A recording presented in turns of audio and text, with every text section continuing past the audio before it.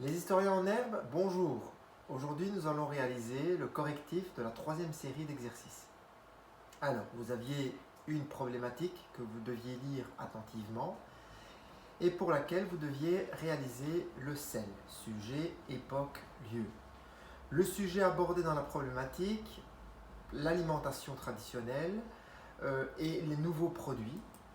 C'était la réponse que nous attendions. L'époque Moyen-Âge temps moderne et le lieu Europe occidentale.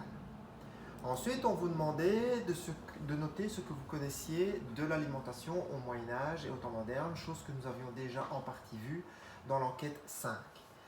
Et là, il fallait se souvenir que l'alimentation provenait essentiellement de la production dans les campagnes, que la base de l'alimentation était des céréales en grande majorité, mais que les paysans mangeaient également des légumes comme les pois, les choux, les carottes, les salades, bref, tout ce qui vient de la terre. A contrario, pour le seigneur ou les personnes les plus riches, elles mangeaient essentiellement de la viande, du canard, du cygne, des fruits, toute une série d'aliments qui symboliquement sont au-dessus de la terre pour montrer leur importance dans la pyramide sociale. Ensuite, nous passons à la pertinence des documents que j'avais mis à votre disposition. Donc, on va vérifier le sel de chaque document. Prenons le premier document. On y voit un personnage qui est occupé à cuire du pain. Il s'agit d'un boulanger, donc ça concerne bien l'alimentation. L'époque, nous sommes au Moyen-Âge 15e siècle et le lieu, c'est en Allemagne, donc nous sommes bien en Europe occidentale. L'origine du document, c'est une trace du passé, donc un TPA. La nature, c'est un document iconographique. Le document est-il pertinent? La réponse est oui, car votre sel correspond bien au sel de la problématique.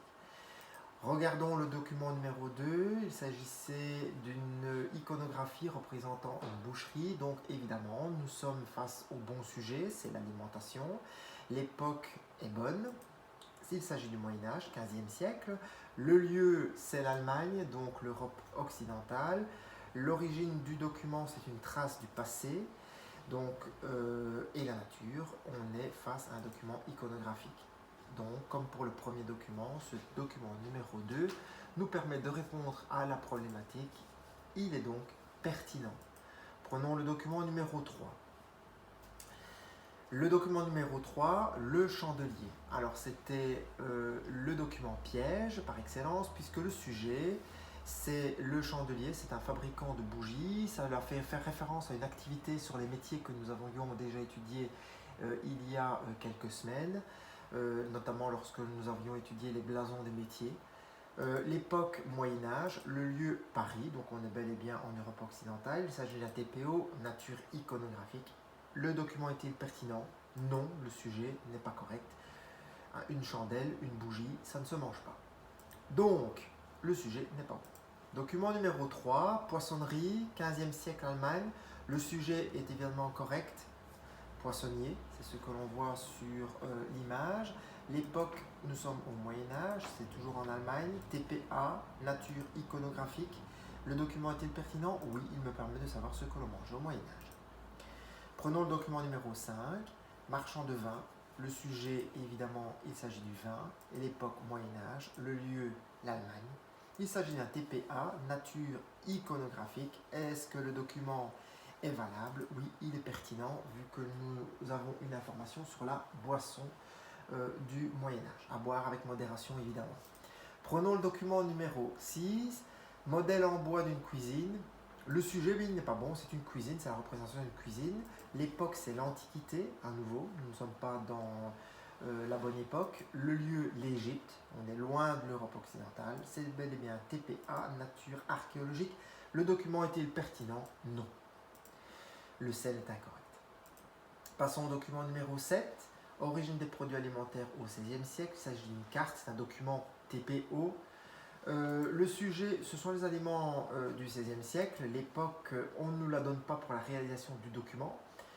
Le lieu, ça nous parle du monde. C'est une carte qui représente le monde, le planisphère. Nous sommes face à un TPO que je pourrais caractériser de scientifique. même si je ne vous ai pas mis d'éléments qui allaient dans ce sens-là. Et la nature, c'est un document schématique, comme toute carte. Le document est-il pertinent? Oui, il me montre, évidemment, il me donne des informations sur l'alimentation au temps moderne. On vous demandait ensuite de répertorier les aliments traditionnels et les aliments qui étaient nouveaux. Aliments traditionnels, viande, poisson, pain, vin, l'époque Moyen-Âge et la provenance essentiellement de nos régions, même exclusivement de nos régions. Les aliments nouveaux, je ne me suis pas amusé à tout retaper sur l'écran, j'ai simplement fait un copier-coller de ce qu'il y avait dans la légende de la carte. Ça reprenait tous les éléments qui venaient des quatre coins du monde. Nous sommes dans une époque différente, c'est les temps modernes qui commencent en 1492. La provenance de ces produits, c'est évidemment les continents lointains.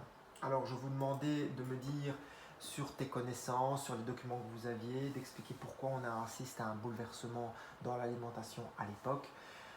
1492, découverte de l'Amérique par Christophe Colomb, ce sont les premiers grands voyages transoceaniques. Donc on visite le monde et on rapporte en Europe des nouveaux produits que nous ne connaissons pas. Alors je ne vais pas vous mentir, ce ne sont probablement pas les paysans qui pourront se payer ce genre de produits puisqu'ils seront relativement coûteux, puisqu'étant importés, et donc ça va demander un certain prix de vente. C'était surtout les personnes qui étaient aisées, les nobles, les bourgeois, qui pouvaient se payer ce genre de produits. On passait aux mots-clés de l'enquête numéro 6. Vous aviez toute une série de mots-clés. Je vous demandais de donner des petites définitions. Ces mots-clés, vous les retrouviez dans votre enquête numéro 6. C'est une liste qui n'est pas exhaustive, on aurait pu en mettre beaucoup plus, mais ce sont les principaux mots que l'on vous demande, non pas de connaître par cœur, mais de savoir un petit peu expliquer leur signification. Donc voici la première liste. Ça ne devait pas vous poser énormément de problèmes au niveau de cette première liste, puisque tout avait été vu en classe. Vous aviez la deuxième liste aussi, qui ne posait pas trop de problèmes. Peut-être le mot hospice, c'est un établissement où l'on soignait les plus pauvres à l'époque. Voilà, pour ce qui était du reste, tout ça avait été vu précédemment en classe. Et voici aussi la dernière partie de cette liste qui ne devait pas aussi vous poser trop de problèmes au niveau de ces explications. Voilà, j'espère que le corrigé vous a plu, qu'il vous a un peu aidé. Je reste à votre disposition pour toutes les questions complémentaires sur la plateforme Teams. À bientôt!